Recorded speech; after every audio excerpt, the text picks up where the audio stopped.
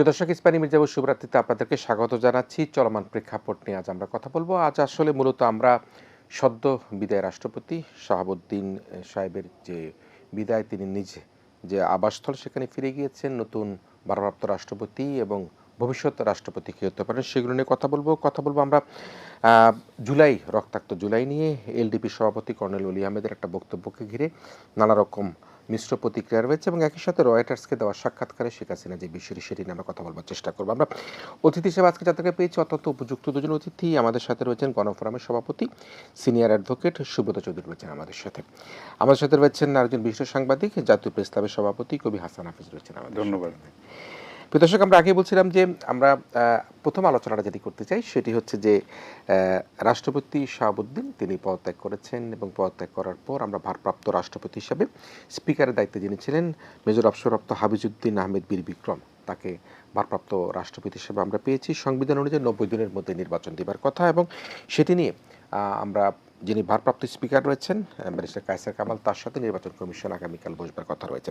আমি শ্রদ্ধেয় অ্যাডভোকেট সুব্রত চৌধুরী আপনাকে দিয়ে আলোচনা শুরু করতে চাই, যেহেতু আমি আর হাসান ভাই একটু রাজনীতির বাইরে আছি, কিন্তু আপনি পুরোপুরি রাজনীতির সাথে সম্পৃক্ত আছেন। আপনি ভালো মন্দ সবাইকে দেখেছেন, রাজনীতি দেখেছেন, আইন ব্যবস্থা দেখছেন এবং আপনি সাংবাদিকতা দেখছেন। সব মিলে যদি আমরা এই কথাটা শুরু করতে চাই যে শাহাবুদ্দিনের পদত্যাগ এবং এই সাথে নতুন রাষ্ট্রপতি নির্বাচন, ভারপ্রাপ্ত রাষ্ট্রপতি পদত্যাগ নিয়ে নানা রকম মিশ্র প্রতিক্রিয়া। জামাতের পক্ষ থেকে বলা হচ্ছে যাতে তাকে আইনের আওতায় আনা হয়, কেউ কেউ বলছে তাকে বিদ্যুৎ যেতে দেওয়া যাতে না হয়। সব মিলিয়ে আপনি কীভাবে দেখছেন বিষয়টাকে? ধন্যবাদ কিরণ ভাই। কবি হাসান হাফিজ আমাদের খুবই শ্রদ্ধেয় একজন মানুষ। আমরা আলোচনাটা একটু বেশি করে ফেলতেছি। শাহাবুদ্দিন সাহেবের চলে যাওয়াটা এটা তো স্বাভাবিকভাবেই তো ওনার চলে যাওয়ার কথা। শেখ হাসিনা নিয়োজিত রাষ্ট্রপতি, উনি যে এতদিন কন্টিনিউ করেছেন, আমার তো মনে হয় উনি অত্যন্ত মানসিক দ্বন্দ্বের মধ্যেই ছিলেন। কারণ উনি তো শেখ হাসিনার একজন পদলোহী ব্যক্তি, আমরা তো চিনি, আমার অবশ্য ছাত্র জীবনের বন্ধু। উনি সর্বোচ্চ পর্যায়ে ছিলেন, দেশের এক নম্বর ব্যক্তি। উনি আওয়ামী লীগের শেষ দিকেও রাষ্ট্রপতি, ইউনূস সাহেবের আমলেও রাষ্ট্রপতি থাকলেন, আবার বর্তমান নির্বাচিত সরকার সেই আমলও হ্যাট্রিক করে ফেলছে। হ্যাঁ, তো আমি তো বলবো যে এটা একটা অসাধারণ ঘটনা। 3 সরকার উনি পার করেছেন এবং 3 সরকারেরই মোটামুটি পদলেহি করেছে। শুধু হাসিনার পদলেহি বললে তো হবে না। ইউনূস সাহেবের আমলও যদিও ওনাকে অনেকটা জিম্মি করে রেখেছিল, তারপর তো ওই সরকারেরই সব সমর্থন করে গেছে। আর হাসিনার সময় তো যা করেছে, গণহত্যার সময়ে নীরব ভূমিকা পালন করেছে, অনেকগুলো অপরাধ তার আছে ওই সময়ে। তার আগে অনেক কিছুর সাথে তিনি সম্পৃক্ত ছিলেন বলে আমরা জানি। তা এখন উনি, আপনারা বলছেন হঠাৎ করে গেছে, আমি বলছি হঠাৎ করে না, এটা একটা নর্মাল প্রক্রিয়া। কারণ মোটামুটি যাওয়ার সময় হয়ে গেছে তার। আর এখানে কথা বলার বিষয়টা, উনি লন্ডনে গিয়ে কথা বলেছেন, কিন্তু বাংলাদেশে তো কথা, উনি বঙ্গভবনে থাকতে আমরাও তো কথা বলেছি, অনেকে কথা বলেছে না, এটা তো এমন কোনো কথা না। এখন শেখ হাসিনার সাথে কথা বলার কারণে বিএনপি তাড়াতাড়ি তারা যাওয়ার জন্য বলেছে, এটাও না। আমি মনে করি না যে বিএনপি তারা বাধ্য করেছে, উনি স্বেচ্ছায় চলে গেছেন। শারীরিক ছিল, তার অবস্থা ভালো না, উনি নিজেই বলেছেন। দীর্ঘস্থায়ী একটা চিকিৎসারও তার দরকার আছে বললেন। তো উনি তো রাষ্ট্রপতি হিসাবে কদিন লন্ডনে ঘুরে আসলেন চিকিৎসার ইয়েতে, তো এখনও গিয়ে আরও কিছুদিন থাকতো, বলতো যে আমার অনেক দিন আমার সময় লাগবে, সেটা তার বিএনপি বাধা দিত না। যে কোনো কারণেই হোক ঘটনাটা ঘটে গেছে এবং স্পিকার মহোদয়কে দ্রুত তার আগেই চলে আসতে হয়েছে, সেগুলো হয়েছে, এগুলো একটা নর্মাল প্রসেস। এখন আগামী দিনে কে হবে সেটাই কথা। এইখানে আমি একটা প্রস্তাব করব, যেহেতু আমাদের 31 দফা এবং জুলাই সনদে আমরা বলেছি একটা উচ্চকক্ষ হবে এবং এই রাষ্ট্রপতি নির্বাচনের ক্ষেত্রে ক্ষমতায় ভারসাম্যের ক্ষেত্রে বিএনপি বলেছে যে আমরা এই বাংলাদেশ ব্যাংকের গভর্নর আর রেগুলেটরি কমিশনের চেয়ারম্যান, এটা বিএনপি পলিটিক্যালি তারা হাতে রাখবে, আর বাকিটা হয়তো রাষ্ট্রপতির হাতে দেবে। এখন উচ্চকক্ষ হলে পরে হবেটা কি, বর্তমান সংসদ এবং উচ্চকক্ষের সংসদরা মিলিয়ে রাষ্ট্রপতি নির্বাচনের ইয়েটা আছে, জুলাই সনদে আছে। তো এখন আমরা জুলাই সনদের দিকে যদি যাই, যেটা বর্তমান সরকারের অঙ্গীকার এবং অক্ষর অক্ষরে পালন করবে, তাহলে তো এটা একটা বড় সুযোগ। তাহলে এই রাষ্ট্রপতি কেন শুধুমাত্র বর্তমান সংসদের নির্বাচিত হবে? তাহলে উচ্চকক্ষ যদি আমাদের কমিটমেন্ট থাকে, তাহলে সেটা এর মধ্যে হয়ে যেতে পারে। 3 মাস না, 3 মাসে এনাফ সময়। দরকার হলে সংসদটা আরও একটা, কালকেই তো একটা আলোচনা হবে আমরা শুনেছি স্পিকারের সাথে, শিডিউলও দেবে হয়তো। তো বিএনপির দিক থেকেও বলছে যে তারা তাদের দলীয়ভাবে সিদ্ধান্ত নেবে। তো আমরা বলবো যে যেহেতু এখানে বিরোধী দলও আছে, তাদের সাথে আলোচনা করতে পারেন, অথবা আমরা যারা যুগপতি ছিলাম, আপনারা বলেছেন অনেক বিষয়ে আমাদের সাথে কথা বলুন, তো আমাদের একটা সাজেশন থাকতে পারে। আমি বলছি না যে আমরা যা বলবো ওইটাই করতে হবে, বা বিরোধী দল যা বলবো ওইটাই করতে, আপনারাই করবেন, কিন্তু আমরা অপশানগুলো দিতে পারি। আমরা অন্যান্য নিয়োগে যাচাই বাছাই কমিটি করি না, দুদকে করছি বা নির্বাচন কমিশনে করছি। তো দেশের সর্বোচ্চ ব্যক্তিকে যদি এর ক্ষেত্রে আমরা সকলে অংশগ্রহণ করতে পারি, আমার তো মনে হয় এটা ভালোই হবে, তাই না? তো সেই কারণে আমি বলবো যে এটা একটা সুযোগ বিএনপির জন্য, তাদের কমিটমেন্ট রক্ষা করার জন্য, এবং এই আগামী যে রাষ্ট্রপতি হবে তিনি যেন সকলের রাষ্ট্রপতি হতে পারে, সেই ব্যাপারে তারা একটা দৃঢ় ভূমিকা রাখবে। আরেকটা যে বলতেন বিচার আচারের বিষয়ে, আমিও মনে করি যে এতে বলেছেন সালাউদ্দিন সাহেব যে সরকারের কোনো তাকে নিয়ে কোনো মামলা, কিন্তু কোনো অ্যাগ্রিভ পারসন, ধরেন জুলাই গণ অভ্যুত্থানে যারা নিহত হয়েছেন, তাদের যদি কেউ মনে করে যে না উনি নীরব ছিল বা ওনার একটা ইন্ধন ছিল, তারা এর মধ্যে গতকালকে ট্রাইব্যুনালে মামলা, হামিদ সাহেবকেও জড়িয়ে, তো এইসব মামলা হইতেই পারে।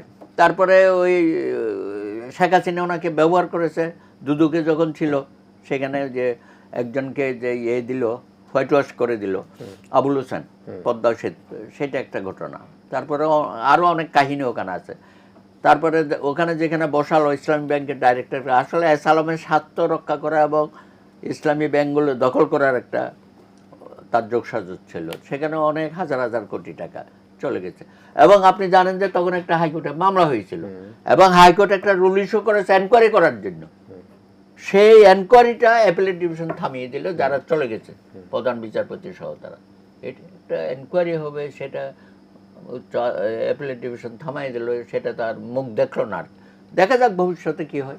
আচ্ছা, তারপরে ইমিউনিটি 51 ধারায় বলা হয়েছে উনি কার্যকালীন সময়ে যে সমস্ত কর্মকাণ্ড করবে, তাই বলে নৈতিক স্খলন হলে কি হবে, সেটাকে ছেড়ে, তারপর বড় ধরনের যদি কোনো দুর্নীতি দেখা যায়, তো এগুলো তো হবে না, এগুলোকে ইমিউনিটি দেওয়া যায় না। অফিসিয়াল কার্যকলাপে যেগুলো থাকে, পক্ষে বিপক্ষে ভালো মন্দ, সেগুলো নিয়ে হয়তো তার বিরুদ্ধে ব্যবস্থা গ্রহণ করা যাবে না। আমি বলছি যে যেমন আপনি এরশাদের সময়, এরশাদ তো জনতা টাওয়ার বোধহয়, হ্যাঁ, সেই মামলাতে তো হলো, দণ্ডিত হয়েছে না? তো তারপরে খন্দকার মোস্তাক, তার বিরুদ্ধে মামলা টামলা হয়েছে। একমাত্র শহীদ রাষ্ট্রপতি জিয়া রহমান এই ব্যাপারে একেবারে স্বচ্ছ ছিল, তার বিরুদ্ধে এসব কোনো দুর্নীতি টুর্নীতি বা অভিযোগ উত্থাপন করা যায় না। তো একজন রাষ্ট্রপতি তো আমরা পেয়েছিলাম। তো বাংলাদেশে এরকম হয়তো আরও অসাধারণ ব্যক্তি আছে, তাদেরকে করলে পরে হয়তো তাদের ব্যাপারে ভবিষ্যতে এরকম কোনো কথাবার্তা আমরা বলবো না। আপনি ইন্ডিয়াতে দেখেন কত বড় বড় ধরনের মানুষ এখানে রাষ্ট্রপতি হয়ে গেছে, তাই না? মেয়েরও হয়েছে। রাষ্ট্রপতি নিয়ে কখনো কোনো কথা হয় নাই। তা আমার দেশে কেন এত কথা হবে? এটা যেন না হয়। পৃথিবীর অন্যান্য দেশেও হয়, কিন্তু এটা যেন আমাদের দেশে না হয়, সেটা আমাদের আকাঙ্ক্ষা। বিএনপি আশা করি এই যে একটা এত বড় জনপ্রিয়তা নিয়ে আসছে, তারা এইসব ব্যাপারে খুব গভীরভাবে চিন্তা ভাবনা করবে। কিন্তু কোনো ফোরকাস্টিং আছে কিনা, কি হতে পারে? না, সেটা নাই। আমার মনে হয় এটা ওপেন আছে, এখনো ওপেন আছে। আপনাদের কোনো ধারণা বা আপনারা কোনো না, আমাদের সাথে যখন আলাপ হবে নিশ্চয়ই আমরা দেশের সেরকম স্বনামধন্য ব্যক্তিদের কথা আমরা বলবো। আমার ভাইয়ের কথা তো বলতে পারি না, অস্বাভাবিক কিছু না তো। আরে মোহাম্মদুল্লাহ মোহাম্মদুল্লাহ। ওনাদের জন্য রাষ্ট্রপতি হয়েছিল। লক্ষ্মীপুর রায়পুর বাড়ি। তাহলে কি করবেন আপনি? এই তো ওনাদের চেয়ে এনাদের কত ক্যালিবার, কত জ্ঞানী গুণী মানুষেরা, তো এটা তো কোনো ব্যাপার না। বা শাহাবুদ্দিন চুপ্পু ধরেন, আমাদের বন্ধু মানুষ, সে ডিস্ট্রিক্ট জাজ হয়েছে, ঠিক আছে, অদ্ভুত। তারপরের গুলো তো শেখ হাসিনা তারা প্রমোট করেছে, তাই না? তো সেই জন্য আমাদের আশেপাশে লোক আছে, করা যাবে। নিশ্চয়ই আমরা আসবো। কবি হাসান হাফিজ, আমরা রাষ্ট্রপতি পদত্যাগ নিয়ে তিনি স্পষ্ট বলছেন হৃদরোগ, উচ্চ রক্তচাপ, ডায়াবেটিস, কিডনি জটিলতা সব মাঝে মাঝে তিনি অচেতন হয়ে পড়ে এবং তিনি বলছেন যে সে কারণের জন্য তিনি একটু এখন স্বস্তিতে আছেন। অন্তর্বর্তীকালীন সরকারের সময় তিনি নানামুখী চাপের মধ্যে আছেন, উনি উন্মুক্তভাবে একটু থাকতে চান এবং তিনি মনে করছেন যে তার হাত দিয়েই এই নির্বাচিত সরকারের যে পদযাত্রা তিনি সেটা করতে পেরেছে, সেটা তিনি স্বস্তির জায়গায় বলছেন। আপনি কি আবার সেটা তিনি বলেছেন, কিন্তু এর আগে একটা ইন্টারভিউতে, ওই আমি যেখানে সম্পাদক ছিলাম কালের কণ্ঠ, সেখানে ইন্টারভিউতে, এক্সক্লুসিভ ইন্টারভিউতে উনি বলেছেন যে ইউনূস সরকার তাকে মানে বিদেশে চিকিৎসা নিতেও দেয়নি, তারপরে ঈদের জামাতেও যেতে দেয়নি। এটা অভিযোগ কিন্তু উনি করেছেন, অনেক অভিযোগ আছে। তো দাদার সঙ্গে আমি একটু যোগ করতে চাই, বেগম খালেদা জিয়ার দণ্ডাদেশ যে দুদক দিয়েছে সেটার ক্ষেত্রে তার যোগ সাজস ছিল। সুতরাং যদিও বিএনপি বলছে তারা প্রতিহিংসার রাজনীতিতে বিশ্বাস করেন এবং অতীতচারিতা করতে চায় না, কিন্তু 6 মাস তো থাকবেই এই দায় মুক্তিটা, তাই না? তো তারপরে কিন্তু তার বিরুদ্ধে দুর্নীতির স্পষ্ট প্রমাণ আছে, যেটা বিরোধী দল থেকে বলা হচ্ছে সেটা কিন্তু ভিত্তিহীন নয়। তো সেগুলি বিচার হবে না কেন? যদি এরশাদের বিচার হতে পারে, এরশাদ তো আরো দীর্ঘ সময়, সব বিচার হবে, এটা তো হ্যাঁ হয় না, অবশ্যই বিচার হবে, বিচার হবে না, কেউ তো আইনের ঊর্ধ্বে না। না হলে যদি বিচার না হয় তাহলে তো এটা একটা খারাপ দৃষ্টান্ত হয়ে থাকবে। এখন সাময়িকভাবে কিন্তু স্ট্র্যাটেজিক কারণে হয়তো এখন বিএনপি বলছে যে আপাতত মনে হয় আর কি, যেরকম অনেক কিছু কিন্তু বিএনপি হজম করেছে ইয়ের সময়, যখন সংলাপ হয়েছিল জাতীয় ঐক্যমত্য কমিশনের সময়, তো না হলে ইলেকশনটা ভণ্ডুল হয়ে যেতে পারতো, সেরকম একটা আশঙ্কা ছিল। তো যেহেতু একটা স্বচ্ছ, গ্রহণযোগ্য, অবাধ একটা সবার ভোটাধিকার নিশ্চিত করার মাধ্যমে একটা সুন্দর, সুষ্ঠু, রক্তপাতহীন নির্বাচন হয়েছে এবং বিপুল ম্যান্ডেট নিয়ে এই সরকার গণতান্ত্রিক অভিযাত্রার দিকে যাচ্ছে, সেটাকে ব্যাহত করার ষড়যন্ত্র কিন্তু দেশের মধ্যেও আছে, দেশের বাইরেও আছে। আমরা কিভাবে বলতে পারি যে রাষ্ট্রপতি চুপ্পু সাহেব যে এরকম একজন, মানে নামটাও একটা হাস্যকর হয়ে যায়, একটা হ্যাঁ, কিন্তু সেটাই বা কেমন, তাই না? তারপরে দায়িত্বহীন কথাবার্তাও বলেছেন অনেক। তো আমরা চাইবো যে তাকে, তার যদি অপরাধ থেকে থাকে সেটার আইনের আওতায় স্বচ্ছ, গ্রহণযোগ্যভাবে আন্তর্জাতিক মানসম্পন্ন বিচার যেন হয়, সেটা যেহেতু এরশাদ সাহেবেরও বিচার হয়েছে, তাই না? দীর্ঘদিন কিন্তু তাকে কারারুদ্ধ হতে হয়েছে এবং কারারুদ্ধ থেকেও কিন্তু নির্বাচনে জয়লাভ করেছে। এবং এরশাদ সাহেবকে কিভাবে নাকে দড়ি দিয়ে শেখ হাসিনা ঘুরিয়েছে এই নির্বাচনে যাওয়ার জন্য, সেই মানে পোষমানা একজন জেনারেল, মানে আমরা দেখেছি, সেগুলি তো আমরা বিস্মৃতিপরায়ণ জাতি, তো আমরা ভুলে যাই। তো আমরা চাইবো যে একটা গণতান্ত্রিক স্বচ্ছতার কারণে, গণতান্ত্রিক সংস্কৃতির বিকাশের জন্য, চর্চার জন্য, লালনের জন্য স্বচ্ছতা থাকুক, বিচার হোক, আইনের ঊর্ধ্বে কেউ যেন না থাকে। তাহলেই কিন্তু নতুন জেনারেশনের কাছে একটা রাজনীতির গুণগত পরিবর্তনের বার্তা আমরা দিতে পারবো। যেহেতু জুলাই মাসের স্পিরিটটাই ছিল বৈষম্য মুক্ত একটা দেশ, মানে মুক্ত চিন্তার একটা বাংলাদেশ, সবার বাক স্বাধীনতা থাকবে, কথা বলতে পারবো আমরা, এখনও আমরা মুক্তভাবে কথা বলতে পারছি, যেটা 17 বছর আমরা পারি নাই। মানে শৃঙ্খলিত আমরা ছিলাম, আমাদের মুখের ভাষা কেড়ে নেওয়া হয়েছিল, একটা মানে চাপা রুদ্ধশ্বাস একটা পরিস্থিতি ছিল। সেটার থেকে যে আমরা মুক্তি পেয়েছি, যারা প্রাণ দিয়েছে তাদের প্রতি আমরা বিনম্র কৃতজ্ঞতার সঙ্গে, শ্রদ্ধার সঙ্গে স্মরণ করি। যারা আহত হয়েছেন, যারা অংশ নিয়েছেন, জুলাই চেতনাটাকেও আবার নষ্ট করার জন্য একটা ষড়যন্ত্র আছে। আমরা দেখতে পাচ্ছি যে মুক্তিযুদ্ধের চেতনাটাকে যেরকম শেখ হাসিনারা বিক্রি করতে গিয়ে এটাকে মানে একটা হাস্যকর কিংবা একটা বিব্রতকর একটা পরিস্থিতির মধ্যে ফেলে দিয়েছিল, আবার জুলাই নিয়েও সেটা হয়েছে। আমরা চাই যে প্রকৃত চেতনাটা আমরা যেন লালন করি এবং তাদের স্পিরিটের প্রতি আমরা শ্রদ্ধাশীল থাকি। গণতন্ত্র প্রতিষ্ঠার জন্য আমরা যেন যার যার ক্ষেত্র থেকে ভূমিকাটা পালন করি। এটা শুধু নির্দিষ্ট সরকারের পক্ষে সম্ভব না, একটা দলের পক্ষে সম্ভব না। সম্মিলিতভাবে, সম্মিলিত প্রজ্ঞা দিয়ে, মানে এবং দায়িত্বশীলতা দিয়ে, দেশপ্রেম দিয়ে, ত্যাগ স্বীকারের মনোবৃত্তি নিয়ে আমরা যেন গণতন্ত্রের বিকাশে সহায়তা করি। রাষ্ট্রপতি চুপ্পুর দাদা ঠিকই বলেছেন যে এটা বিস্ময়কর। এটা কিন্তু তাকে, যেরকম আন্দোলন হয়েছিল গণভবনে, কিন্তু সেই আন্দোলনে কিন্তু বেশ কয়েকজন আহত হয়েছিল। তখন বিএনপি তাকে সাপোর্ট দিয়েছিল সাংবিধানিক ধারাবাহিকতা রক্ষা করার জন্য, এবং একটা না হলে শূন্যতাও হতো একটা, এবং এই কারণেই কিন্তু আমরা একটা ধারাবাহিকতা পেয়েছি। আমরা আশা করি যে আরও যোগ্যতর এবং শ্রদ্ধাশীল কোনো ব্যক্তিকে আমরা রাষ্ট্রপতি পদে নির্বাচিত করতে সক্ষম হব, আমরা তার নেতৃত্বে এগিয়ে যাব এবং ক্ষমতার কিছু তাকে দেওয়া হবে, এটা বিএনপির অঙ্গীকার আছে।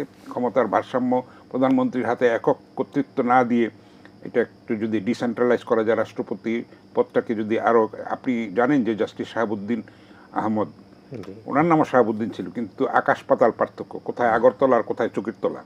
তো সেই জাস্টিস শাহাবুদ্দিন সাহেব কিন্তু বলেছিলেন যে রাষ্ট্রপতি পদটা এমন যে কবর জিয়ারত করা ছাড়া আর কোনো কাজ নাই।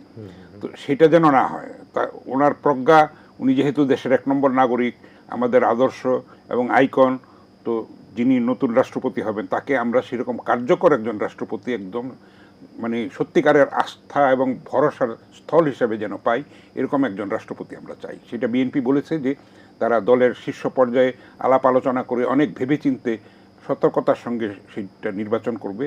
যেহেতু নিরঙ্কুশ সংখ্যাগরিষ্ঠতা আছে, এটা সহজেই পাশ হয়ে যাবে। সেপ্টেম্বরে সংসদ বসতে যাচ্ছে, আগামীকালই কিন্তু নির্বাচন কমিশনের সঙ্গে তফসিল নিয়ে কথা হবে। কথা হবে। তো আমরা একটা রূপরেখা পাবো আশা করি। তো আমরা একটু ধৈর্য ধরি, অপেক্ষা করি, একজন ভালো রাষ্ট্রপতি পাওয়ার অপেক্ষা করি। জি হাসান ভাই, এই জায়গাটায় একটা মানে সবাই আমরা দেখি যে দাদাকেও প্রশ্ন করলাম, আকাঙ্ক্ষিত রাষ্ট্রপতির কথা বলতে গিয়ে সবাই বলে সজ্জন, যোগ্য, এই কথাটাই হচ্ছে কি একটা মোটা দাগে কথা আর কি। কিন্তু প্রত্যাশার জায়গাটা কি কোনো আইডিয়া করা যায় কি না যে রাজনীতিবিদ বা কীরকম হতে পারে? যেমন আমরা সবসময় বলি যে আমি নিজে ব্যক্তিগতভাবে বিশ্বাস করি এমন একজন ব্যক্তিকে করা উচিত যিনি যে দলটি এখন নিরঙ্কুশ সংখ্যাগরিষ্ঠতা অর্জন করে জয়লাভ করেছে তাদের কোনো ক্রান্তিলগ্নে এমন কোনো রাষ্ট্রপতি হওয়া উচিত নয় যিনি তাদের সুবিধার কথা বা তাদের মঙ্গলের কথা চিন্তা না করে তিনি নিজের মতো করে চিন্তা করবেন। এমন কাউকে রাষ্ট্রপতি করা হলে কিন্তু দলের জন্য ক্ষতি হবে, দেশের জন্য ক্ষতি হবে। একজন ত্যাগী, পরীক্ষিত, অগ্নি পরীক্ষায় যিনি উত্তীর্ণ, তাকেই আমরা রাষ্ট্রপতি হিসেবে দেখতে চাই। কারণ তার শ্রম, ঘাম, ত্যাগ এবং জীবনের ঝুঁকি নিয়ে অনেকে কিন্তু আন্দোলন করেছেন। দীর্ঘ সময় আমরা দেখেছি গুমের শিকার হতে হয়েছে কত মানুষকে, কত মানুষ ফেরারি হয়ে জীবন কাটিয়েছে, কত মায়ের কোল খালি হয়েছে। তো সেগুলিকে আমরা যদি সম্মান করতে পারি তাহলেই কিন্তু গণতান্ত্রিক অভিযাত্রাটা নিরঙ্কুশ হয়। আমরা রক্তাক্ত পথ বেয়ে কিন্তু এগিয়েছি। আমরা চাই না সামনে যে আরও কোনো রক্তাক্ত অধ্যায় সৃষ্টি হোক। আমরা চাই যে একটা মসৃণ অভিযাত্রা হোক এবং গণতন্ত্রটা একটা সংহত, একটা মজবুত ভিত্তির উপরে দাঁড়াক। সেটার জন্যে কিন্তু আমাদের ত্যাগ স্বীকার করতে হবে। আমরা সবাই যেন সম্মিলিত প্রজ্ঞা দিয়ে, সম্মিলিত আস্থা দিয়ে এবং পারস্পরিক শ্রদ্ধাবোধের মাধ্যমে, এবং বিরোধী দলের প্রতি আমাদের অনুরোধ থাকবে, সরকারি দলের প্রতিও, তারা যেন পারস্পরিক ছাড় দিয়ে এমন একটা সমঝোতার, একটা শালীন শিষ্টাচার যেখানে আছে সেরকম একটা পরিস্থিতি তৈরি করেন যেটা নাগরিকরাও তাদের প্রতি শ্রদ্ধাশীল থাকবে এবং আস্থা থাকবে। যারা যে আমরা জনপ্রতিনিধি যাদেরকে নির্বাচিত করেছে তাদের উপরে আমরা আস্থা রাখতে চাই।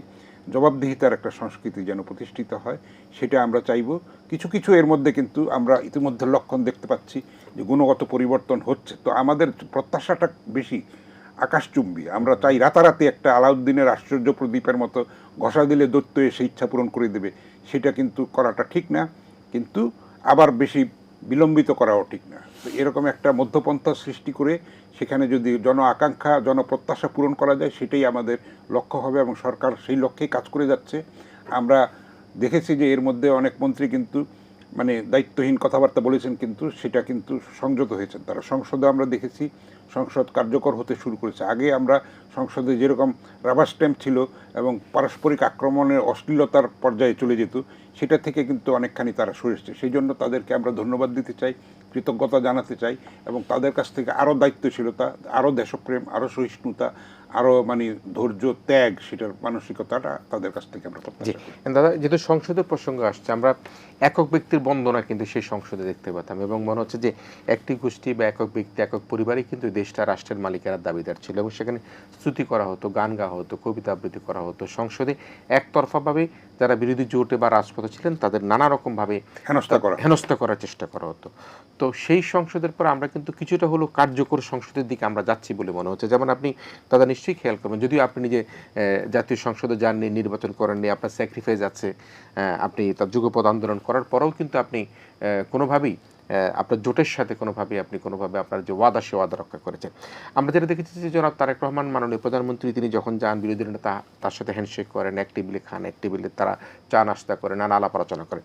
সে অবস্থায় এই কার্যকর সংসদটাকে আপনি কীভাবে দেখেন যেটি এই ত্রয়োদশ জাতীয় সংসদ নির্বাচনের মাধ্যমে হচ্ছে, এবং এই সংসদ এবং আগের সংসদের মধ্যে আপনি কিভাবে পার্থক্য? না না, বিষয়টা হচ্ছে এগুলো তো 55 বছর তো আমরা দেখেছি ধারাবাহিকভাবে।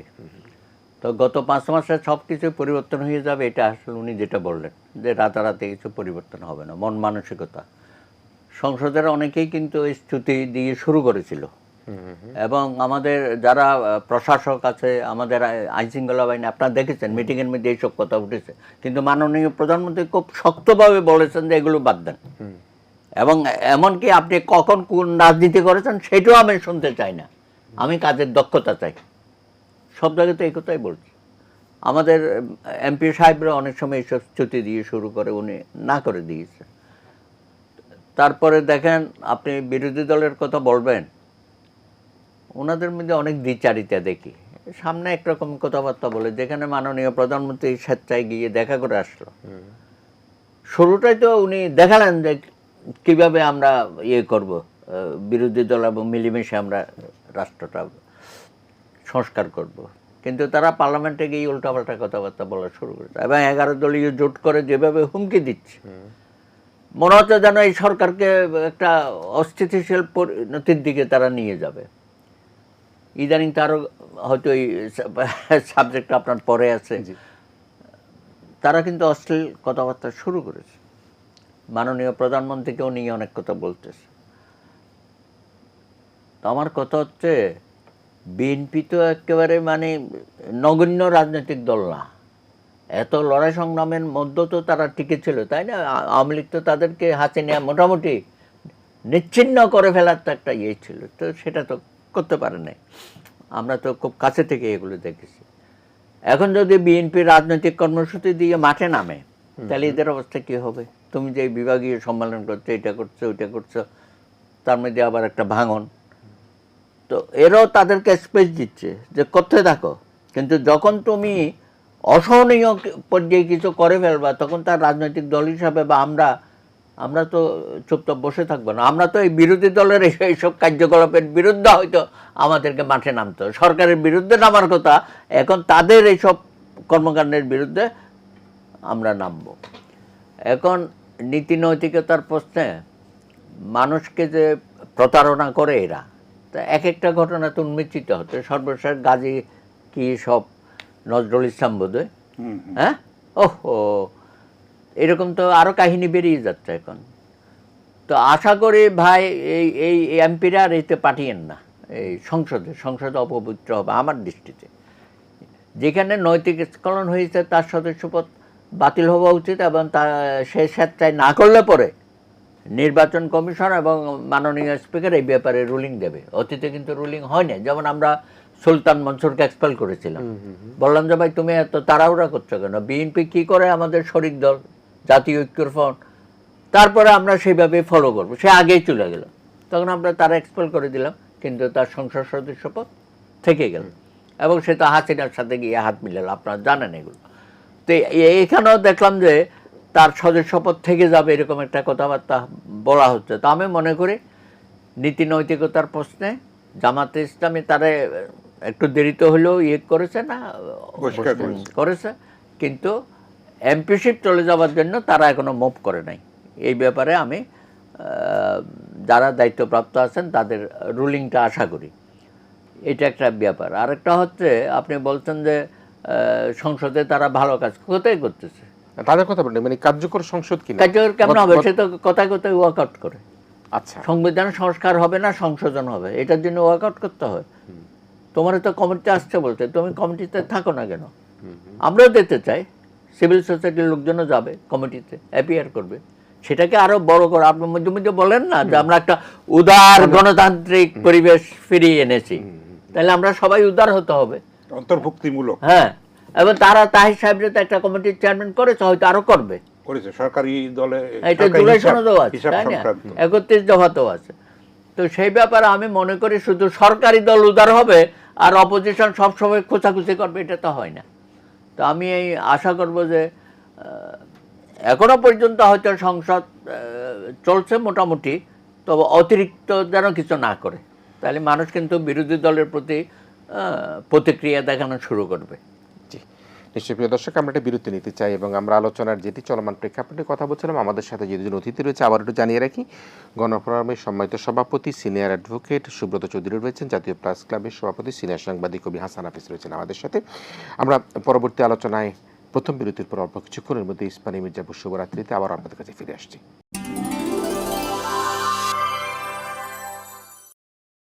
প্রিয় দর্শক, ইস্পানী মির্জাপুর শুভরাত্রিতে আমরা আবারও ফিরে এসেছি। অতিথি হিসেবে রয়েছেন আমাদের সাথে, আমাদের ডানে গণফোরামের সভাপতি সিনিয়র অ্যাডভোকেট সুব্রত চৌধুরী রয়েছেন, জাতীয় প্রেস ক্লাবের সভাপতি সিনিয়র সাংবাদিক কবি হাসান হাফিজ রয়েছেন আমাদের সাথে।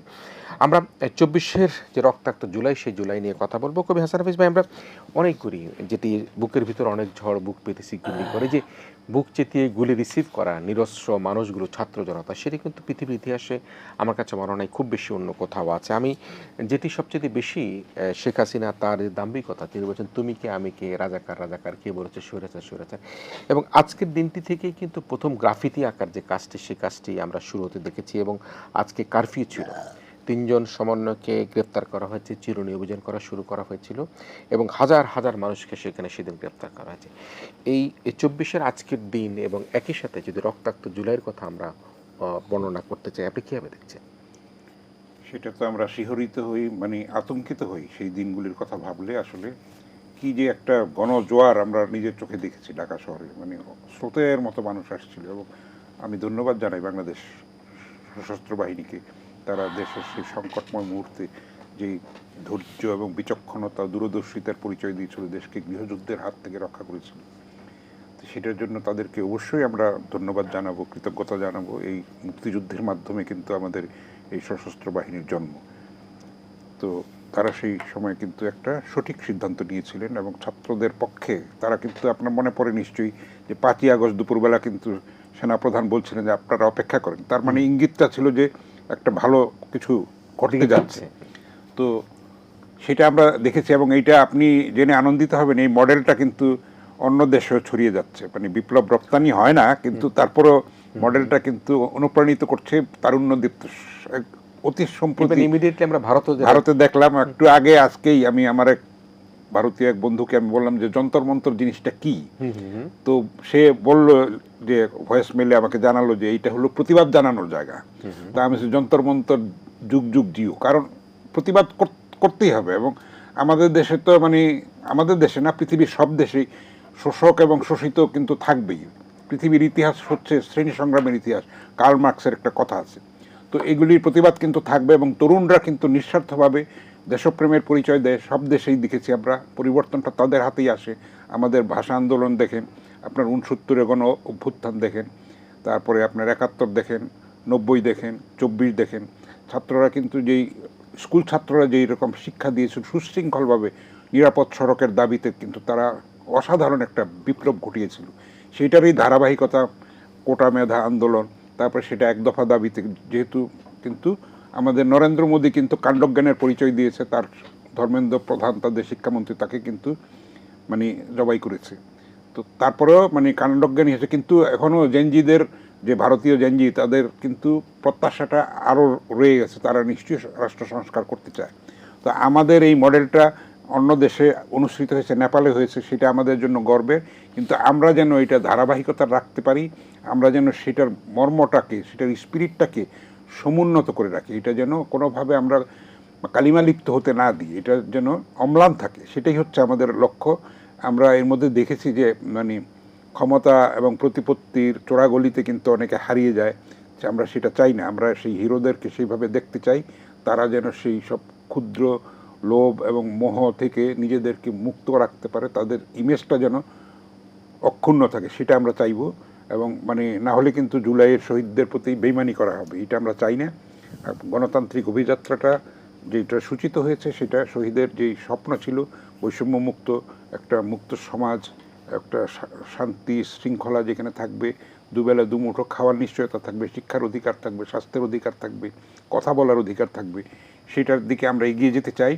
এখনও কিন্তু পথ অনেক বাকি। প্রাথমিক বিজয়টা অর্জিত হয়েছে, কিন্তু বিপ্লব কিংবা অভ্যুত্থান যাই বলি না কেন, সেটাকে সংহত করাটা হচ্ছে বড় চ্যালেঞ্জ, এটাকে টেকসই করাটা হচ্ছে বড় চ্যালেঞ্জ।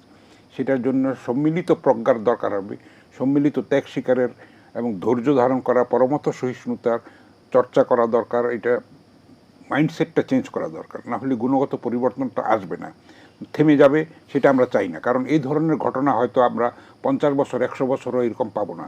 দেশকে পরিবর্তন করা মানে পজিটিভলি দেশটাকে এগিয়ে নিয়ে যাওয়ার জন্য একটা সুন্দর উন্নত সম্মানজনক একটা কল্যাণ রাষ্ট্রের দিকে নিয়ে যাওয়ার জন্য যেই সুযোগ আমরা পেয়েছি সেটা যেন আমরা কাজে লাগাতে পারি, সেটাই হোক সবার অঙ্গীকার এবং প্রত্যয় এবং স্বপ্ন পূরণের জন্য লড়াই। জি নিশ্চয়ই। অ্যাডভোকেট সুব্রত চৌধুরী, আমরা ফিরে দেখা জুলাইকে কিভাবে দেখতে চান আপনি?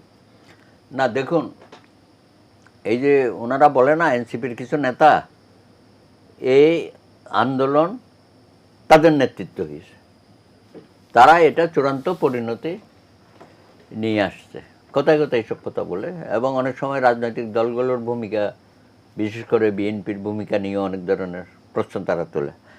এখন আমি একটা প্রশ্ন তুলতে আজকে, সার্জিজ আলম, হাসনাত, আপনি নামগুলো লিখেছেন, নাহিদ ইসলাম, আসিম মাহমুদ, আবু বক্কর 5 জন আর মামা, এই 6 জনকে তো ইয়ে করলো, ডিবি অফিসে রাখলো। ঠিক আছে, তাদের হয়তো নানান প্রশ্ন হয়েছে, তারা একটা প্রেস স্টেটমেন্ট দিল না মিডিয়া ডেকে, সেখানে তো বললো যে এই আন্দোলন আজকেই আমরা উড্র করলাম। তো এরপরে কি জনতা তাদের ওই ভূমিকার জন্য সবাই বাড়ি চলে গেছে? জনগণ তো আরো বেশি করে নেমেছে তাদের এই ভূমিকার জন্য। প্রাইভেট ইউনিভার্সিটির ছেলে মেয়েরা নেমেছে, পাবলিক ইউনিভার্সিটি ওইভাবে নামে নেয়, আত্মাহুতিও তারা দেয় না, এরা দিয়েছে। এদের অবদানকে আমরা খাটো করছি। আর তোমরা ক্ষমতায় যাওয়ার সময় 3 জন চলে গেল, প্রাইভেট ইউনিভার্সিটির ছেলে মেয়ে ছিল না, তাদের একজনকে তো ইনক্লুড করলো না। ইউনুস সাহেব, আপনি তাদেরকে ইয়েতে পড়াশোনার মধ্যে পাঠিয়ে দিলেন না কেন? ক্ষমতার লোক দিলেন, বড় যে ভবিষ্যতে তারা একটা আরো দল করবে। এনসিপি তো তার সৃষ্টি, সে চেয়েছিল এনসিপি ক্ষমতা অংশীদারিত্ব হোক জামাতের সাথে, এগুলো করেছে না। আমরাও তো ধরেন 11 দফা আন্দোলন করেছি, মুক্তিযুদ্ধ করেছি, তা আমরা কি ক্ষমতার জন্য বসেছি? আমরা ইউনিভার্সিটি ফিরে গেছি, 90-তে যারা ছিলেন তারাও ফিরে গেছে। কেউ তো কোনোদিন বলে নাই যে আমরা ক্ষমতার অংশীদারিত্ব হবো, এটা হবো সেটা হবো।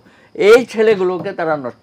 আপনি বললেন না যে বিপ্লব যেন ইয়ে না হয়, আকাঙ্ক্ষা যেন, আকাঙ্ক্ষা নষ্ট হবে না, কিন্তু যারা আকাঙ্ক্ষাটাকে বিপদগামী করেছে তারা নষ্ট হয়েছে। দুঃখের সাথে বলছি, এত উচ্চাকাঙ্ক্ষা কেন এই ছেলেগুলোর?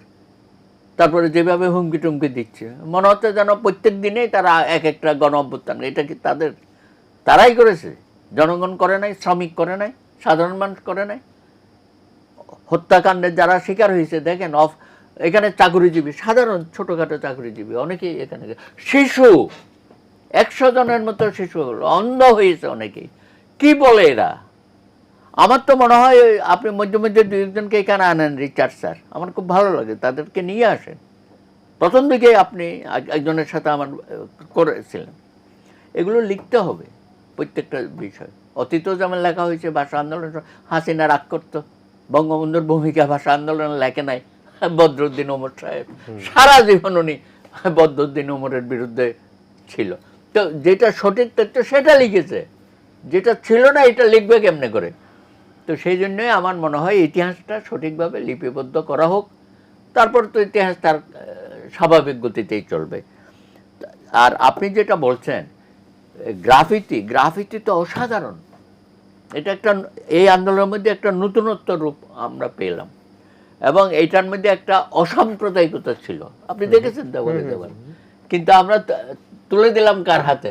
একটা অপশক্তি, মৌলবাদী, যারা এখনো নানানভাবে আমাদের উপর, এই যে একটা সিলেটে একটা মেয়ে গান গেয়েছে, তার বিরুদ্ধে লেগে গেল। টিএসসিতে পদ্মা ঘেরা মেয়েদের জন্য ব্যবস্থা করে, এটা কোনোদিন ঢাকা ইউনিভার্সিটির মতো জায়গায় এটা কোনোদিন আপনি চিন্তা করতে পারেন? আপনি ইউনিভার্সিটিতে যান, আপনারা পড়েছেন, আমরাও পড়েছি, চেহারাগুলো দেখে আসি। আমরা কি এই কারণে এই অভ্যুত্থানটা করেছি? এবং এটার পেছনে ইউনুস সাহেবের যথেষ্ট মদত আছে এই দেশটাকে ওইভাবে নিয়ে যাওয়ার জন্য। আমরা তো আফগানিস্তান হইতে চাই নাই, আমরা তো আরো উন্নত মানের মানবিক বাংলাদেশ চেয়েছি, যেখানে জনাব তারেক রহমান এবং আমরা মিলিয়ে যে 31 দফা করছি, সেখানে কি বলা হয়েছে?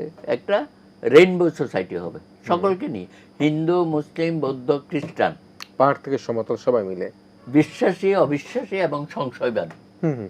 অসাধারণ কথা। আপনি চিন্তা করতে পারেন, বিএনপির মতো একটা দল মাননীয় প্রধানমন্ত্রী তারেক রহমান এই ধরনের একটা কর্মসূচি দিয়েছে। কোথায় আমরা সেটাকে ধরে আকাশচুম্বী, উনি যেটা বলেছে আমাদের আকাঙ্ক্ষা, আমরা সেই জায়গায় বাংলাদেশকে নিয়ে যাব, কিন্তু এরা আবার আমাদেরকে পাকিস্তানি পন্থার দিকে, যেটা বলে না জামাত ইসলামী ইসলাম নয়, এটা তো নাকি ভাসানি বলে গেছিল, তাই না? তো তারা এইসব ইসলামিক কি কি বলবো, আর এইসব বাংলাদেশে এইসব যদি করতে থাকে তাহলে তো আবার তাদের 71-এর ভূমিকা নিয়ে আমাদের কথা বলতে হবে। আমরা একটু কম বলতে চেয়েছিলাম, কিন্তু এরা আমাদেরকে বাধ্য করে। এই যে আপনি এমপি টেমপি আনেন না মধ্যে মধ্যে, তাদের সাথে তো লেগে যায়, তাই না? সেদিন দেখলাম দুদুভাইয়ের সাথে এক এমপি, সাংঘাতিক অবস্থা আর কি, দুর্ভাগ্য আর কি। তো যাই হোক, এখন আপনি তো আমাদেরকে এই মাত্র 2 বছর হলো, এই 2 বছরের মধ্যে অনেক জিনিস আমাদের সামনে নিয়ে আসছেন, এবং আমি মনে করি কোনোভাবে আমাদের 71-এর চেতনা, মুক্তিযুদ্ধ এবং এটাকে আমরা ছাড়ব না। আমরা 71-কেও রাখবো, এটাকেও রাখবো, এবং আমরা সামনের দিকে এগিয়ে যাব। আমরা কাউকে খাটো করব না।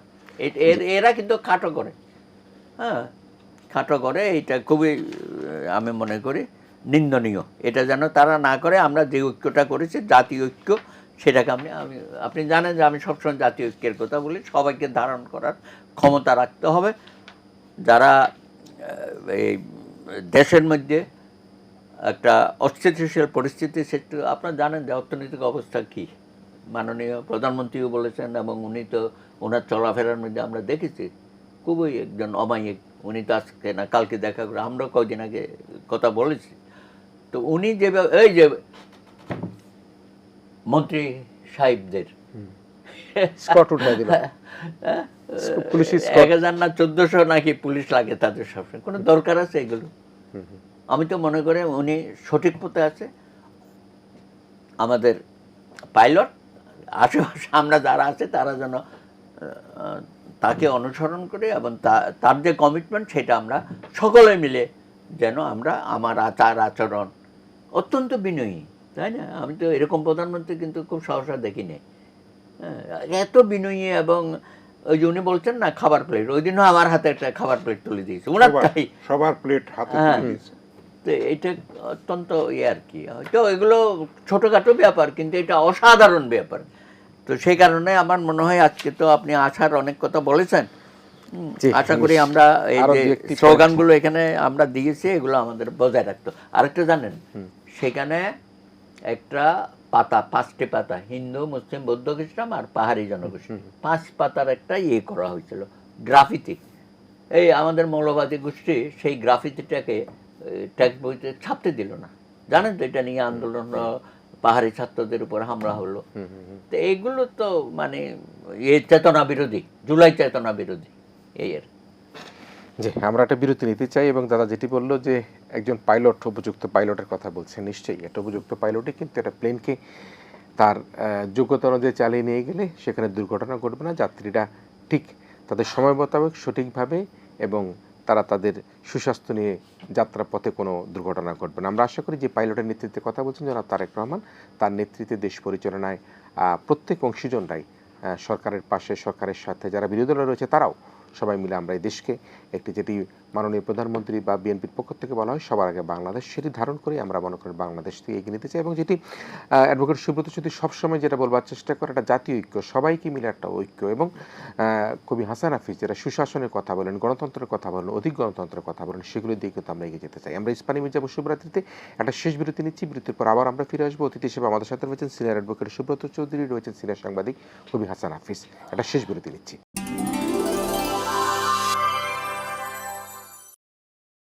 স্পানি মির্জাপুর শুভরাত্রিতে ফিরে এসেছি। অতিথি হিসাবে রয়েছেন গণফোরামের সভাপতি সিনিয়র অ্যাডভোকেট সুব্রত চৌধুরী, রয়েছেন জাতীয় প্রেস ক্লাবের সম্মানিত সভাপতি সিনিয়র সাংবাদিক কবি হাসান হাফিজ। আমি একটু হাসান হাফিজ ভাইয়ের কাছে আসতে চাই। দুটি বিষয় এখানে ছোট্ট করে আলোচনা তুলছেন, বিউটি রানী পালের কথা, এবং সেখানে আমরা দেখেছি যে মিশ্র প্রতিক্রিয়ার মধ্যে 90% মানুষই বলেছে তিনি একজন নাগরিক, তিনি একজন মানুষ, তিনি একজন শিক্ষক, তার তো সেই অধিকার রয়েছে যে তিনি এই বর্ষা নিয়ে একটা গান করবার জন্য, সেই বিষয়টি। এবং গ্রাফিতি নিয়ে আপনার যদি কোনো মন্তব্য থাকে, তারপর আমরা কর্নেল অলি আহমেদের একটা বক্তব্যকে নিয়ে আমরা কথা বলবার চেষ্টা করব। গ্রাফিতি তো একটা মানে একটা বলবো কি যে চরম উৎকর্ষ। আমরা দেয়াল লিখন আগেও দেখেছি, সেই সেই পাকিস্তান আমলের থেকে দেখেছি আমরা। চিকামারা বলতো তখন। হ্যাঁ, চিকামারা বলতো, এবং আমরা দেখতাম যে সেই সময় বন্দুকের নলে রাজনৈতিক ক্ষমতার উৎস লেখা হতো, মাও সেতুংয়ের বাণী লেখা হতো অনেক সময়। মাও সেতুংয়ের লাল বই নিয়ে কিন্তু পাকিস্তান আমলে তরুণরা স্বপ্ন দেখতো কমিউনিস্ট বিপ্লবের। তো এটা একটা মানে চূড়ান্ত রূপে এবং একটা দুর্দান্ত সৃষ্টিশীলতার পরিচয় তারা দিয়েছে, এবং এক একটা মানে কথা যে এত ব্যাপ্তি এবং সেটার যে আবেদন, এটা তুলনাহীন। যে কে বিকল্প, কে, তুমি, আমি, আমরা, আমরা, মানে এটার মধ্যে যে কীরকম একটা সবাই মিলে তো নেতৃত্ব হবে, তাই না? একটা যৌথ নেতৃত্ব হবে এবং স্বপ্নটা সবাই মিলে বাস্তবায়নটা করবে। তারপরে শোনো মহাজন, আমরা অনেকজন, অসাধারণ একটা। এবং আমরা একটা মানে গভীর বিস্ময় এবং আনন্দের সঙ্গে লক্ষ্য করি যে আমাদের জাতীয় কবি কাজী নজরুল ইসলামের পুনরুজ্জীবন আমরা দেখতে পেয়েছি। এটার মধ্যে নজরুলের সেই অগ্নিস্রাবী বক্তব্যগুলি দেয়ালে দেয়ালে লিখিত হয়েছে। এবং নজরুলের নাতনি বাংলাদেশে বসবাস করেন, আপনি জানেন যে তার মানে পৌত্রী খিলখিল কাজী, একটা সৌভাগ্য হয়েছিল আমার জাতীয় পর্যায়ে রবীন্দ্র নজরুল জয়ন্তী উদযাপনের সেই কমিটির আমি একজন সদস্য। সেখানে আমি বলেছি যে নজরুল নতুন করে জাগরিত হয়েছেন। আমরা কে বলে তরুণরা পড়াশোনা করে না, এটা ভুল। তরুণদের যেই স্বপ্ন এবং যেই স্বচ্ছ দৃষ্টিভঙ্গি এবং সামনে এগিয়ে চলার যে প্রগতির জন্য যে আকাঙ্ক্ষা, সেটা কিন্তু অসাধারণ। সেটাকে আমরা যেন সম্মান করি, তাদের কাছ থেকে যেন আমরা শিখি। এই যে ভারতেও কিন্তু সেরকম যারা বুদ্ধিজীবী আছেন, প্রগতিমনা, তারা কিন্তু সেটাকে সম্মান জানিয়েছে, এবং সেখানে কোনো মেয়েরাও সেখানে অংশগ্রহণ করেছে, কিন্তু কোনো ধরনের খারাপ ঘটনা ঘটেনি। একটা হারমোনি কিন্তু তারা তৈরি করতে পারে। সুতরাং তাদের প্রতি আমরা শ্রদ্ধাশীল হই। বদলালে দেশটা বদলাবে, তরুণরাই বদলাবে, এবং উন্নয়নটা মানে সমৃদ্ধিটা কিন্তু তাদের হাতেই আসবে।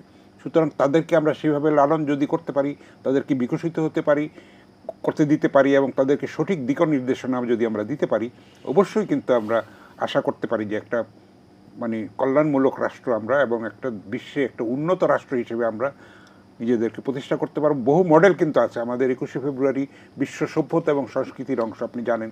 আন্তর্জাতিক মাতৃভাষা দিবস হিসেবে কিন্তু সারা বিশ্বে এটা পালিত হয়, মাতৃভাষা দিবস। তারপরে আমাদের এই যে জেনজি মডেল, তারপরে অনেক কিছু আছে। মানে আমাদের অহংকার করার আছে, আমাদের সুন্দরবন আছে, আমাদের কক্সবাজারের দীর্ঘতম বিশ্বের সমুদ্র সৈকত আছে, ম্যানগ্রোভ বিশ্বের বৃহত্তম সুন্দরবনে আছে। তো আমরা সেগুলিকে যদি কাজে লাগাই, আমাদের অনেক অপার সম্ভাবনা। সেগুলিকে আমরা তরুণদেরকে আমরা সেইভাবে নারিশ করতে চাই, তাদেরকে লালন করতে চাই, তাহলে বাংলাদেশ কিন্তু অবশ্যই কোনোভাবেই পথ হারাবে না। নিশ্চয়ই বাংলাদেশ। আপনার কাছে আমি আসবো, আমি একটা প্রসঙ্গে আসি একটু দাদার কাছে, অ্যাডভোকেট সুব্রত চৌধুরী। আমরা এলডিপির সভাপতি কর্নেল অবসরপ্রাপ্ত অলি আহমেদের একটা বক্তব্য নিয়েই একটা নানা রকমভাবে বক্তব্য চলছে। তিনি একটা কথা বলেছেন, আজকে যদি জামায়াত ইসলামীর আমির, আমি কোরআন কোট করে ওনার কথা বলছি, আমির ডাক্তার শফিকুর রহমান, জাতীয় নাগরিক পার্টির নেতা নাহিদ ইসলাম এবং বাংলাদেশ খেলাফত মজলিসের আমির আল্লামা মামুনুল হক, এই তিন নেতা এক হয়ে যান, তাহলে এক সপ্তাহের মধ্যে সরকারের পতন অনিবার্য হয়ে উঠবে। এই সরকারের পালানোর কোনো পথ পাবে না, কারণ তারা যে কোনো সময়, মানে এই তিন দলের কথা বলেছেন, যে কোনো সময় 20 থেকে 30 লাখ লোকের সমাবেশ ঢাকাতেই ঘটাতে পারেন। টঙ্গীর রাস্তা বন্ধ হবে, সায়দাবাদের রাস্তা বন্ধ হবে, মিরপুরের রাস্তা বন্ধ হবে। কর্নেল অলি আহমেদের এই কথাটা কর্নেল অলি আহমেদ বলেছে। অলিরও কথা শুনে ছাগলও হাসে। কি ক্ষমতা আছে ওনার? ওনার কি ভূমিকা ছিল? সর্বোচ্চ পর্যায়ে শহীদ রাষ্ট্রপতি জিয়াউর রহমানের খুব ঘনিষ্ঠ মানুষ ছিল, যথেষ্ট তার উপরের দিকে তোলা হয়েছে না তখন থেকেই। তো উনি তো বিএনপির সাথে তো বিশ্বাসঘাতকতা করে ইয়ের সাথে বি চৌধুরীর সাথে গেল, সেখানে আবার টাকা পয়সার কি ভাগাভাগি হলো, ওই আবার এলডিপি করলো। তো উনি তো এলডিপিও রাখতে পারে নাই। রেদওয়ান আহমেদ সর্বশেষ উনি চলে গেল, সেলিম বলে একজন ছেলে, উনি আইসা বিএনপিতে চলে। তো ওনার আছেটা কি? উনি আবার জামাতের ঘাড়ে গিয়ে চাপলো আর কি। আমার এলাকায় তো ওনার ছেলে দাঁড়িয়েছিল, তাই না? তো পারে নাই, এই চলে আসছে ওখানে, বিএনপির যিনি ছিলেন তিনি চলে আসছেন। তো কোথাও কোনো ওনার জায়গা নাই এখন। তো এখন উনি এদের সাথে ঘুরে ঘুরে একটা শীর্ষ নেতা হয়ে বসে, হোক, আমাদের আপত্তি নেই, কিন্তু এই যে হুমকিটা দেয়, আমি তো মনে করি তার স্বাধীনতা সার্বভৌমত্বের বিরুদ্ধে হুমকি। ওনার কি এমন হয়েছে উনি এই সরকারকে ফেলে দেবে 7 দিনের মধ্যে? আর যাদের কথা উনি বলছে, এদের কি মৌরুদ আছে, তাদের ইতিহাসটা কি? তো এগুলো খামাখা, এগুলো ওই যে জামাতে ইসলামের ঘটনা ঘটেছে না অনৈতিক, সেগুলোকে ধামা চাপা দেওয়ার জন্য স্ট্যান্ড বাজে। এগুলো হয় না, একটা ঘটনাকে চাপা দেওয়ার জন্য। অতীতে আমরা দেখেছি শেখ হাসিনা আরেকটা ঘটনা ঘটাইতো, ওই ঘটনাকে বাদ দিয়ে আবার সামনে আরেকটা ঘটনা ঘটাইতো। তো ওনারা এগুলো শুরু করেছে আর কি। এগুলো হালে পানি পাবে না।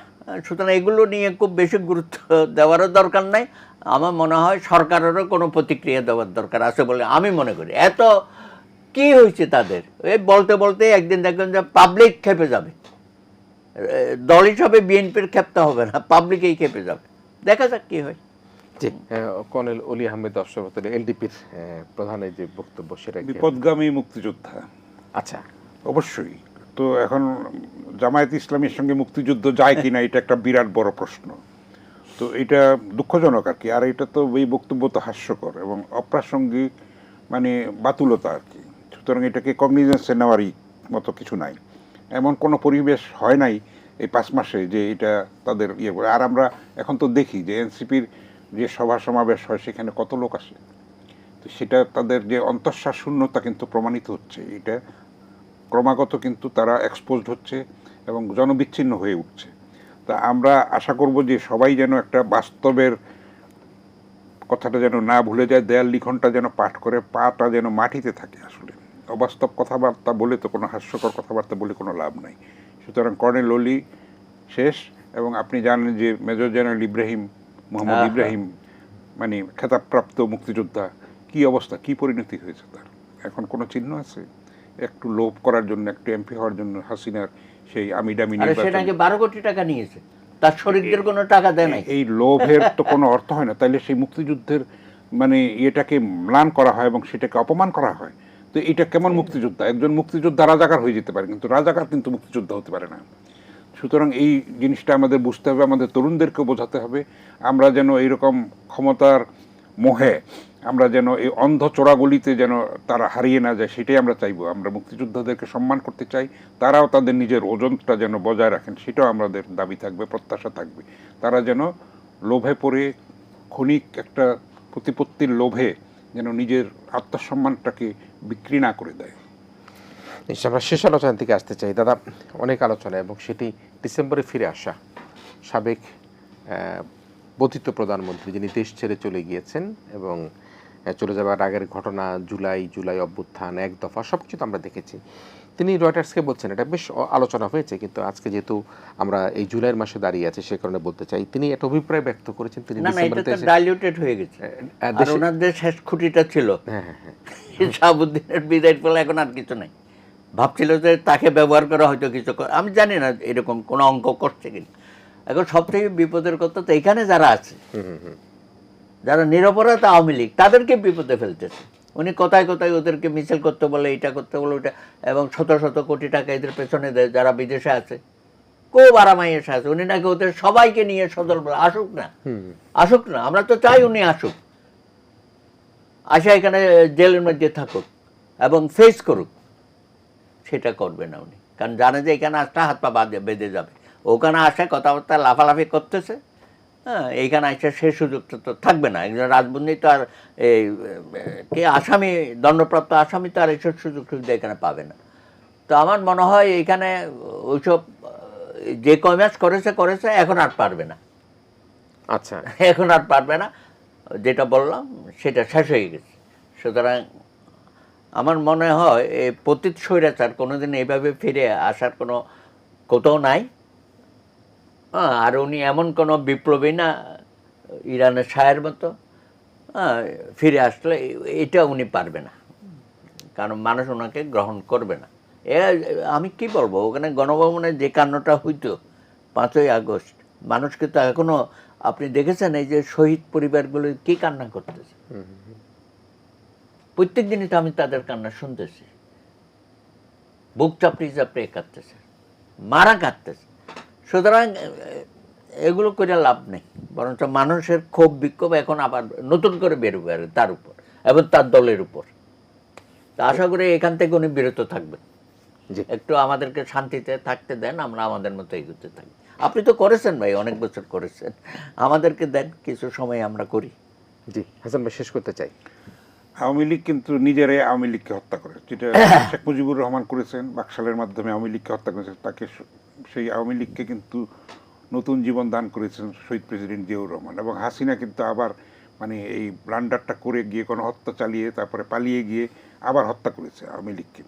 তো তাদের যেই নিরীহ দাদা যেটা বললেন, নিরীহ যারা আওয়ামী লীগের চেতনায় বিশ্বাসী, আদর্শে বিশ্বাসী, তারা কিন্তু শিকার হচ্ছে এবং তারা এখনো পর্যন্ত 2 বছর হয়ে গেছে, কোনো অনুশোচনা নাই, অনুতাপ নাই।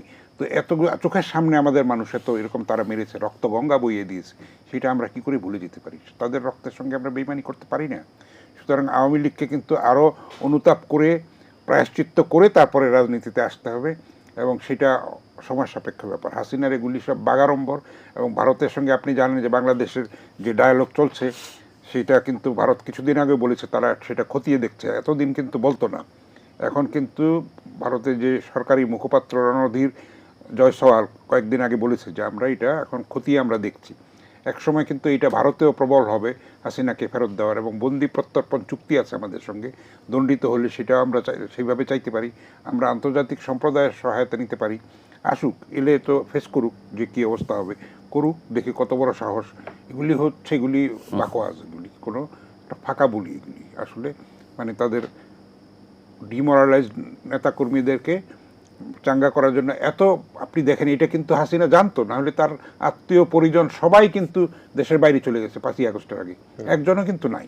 তার মানে কি এটা পরিকল্পিতভাবে এটা হয়েছে, বাংলাদেশকে এটা শ্মশান করার জন্য, গুলি চালানোর জন্য কিন্তু মিলিটারিদেরকে হুকুম দেওয়া হয়েছিল। তো মিলিটারিরা সেটা রক্ষা করেছে, দেশকে রক্তপাত থেকে দেশকে রক্ষা করেছে। আমরা চাইব যে আমরা সবাই মিলে সম্মিলিত প্রজ্ঞা দিয়ে, ধৈর্য দিয়ে, দেশপ্রেম দিয়ে, আত্মত্যাগ দিয়ে আমরা যেন দেশটাকে একটা প্রগতির পথে নিয়ে যেতে পারি, শান্তি শৃঙ্খলা যেন বজায় রাখি, আমরা একটা স্বাধীনতা সার্বভৌমত্ব যেন অক্ষুণ্ণ রাখি, সাম্প্রদায়িক সম্প্রীতিটা যেন আমরা অক্ষুণ্ণ রাখি, এবং এই জুলাই চেতনার লালন আমরা অবশ্যই করব, মুক্তিযুদ্ধের চেতনা লালন করব, আমরা সেইভাবে এগিয়ে যাব।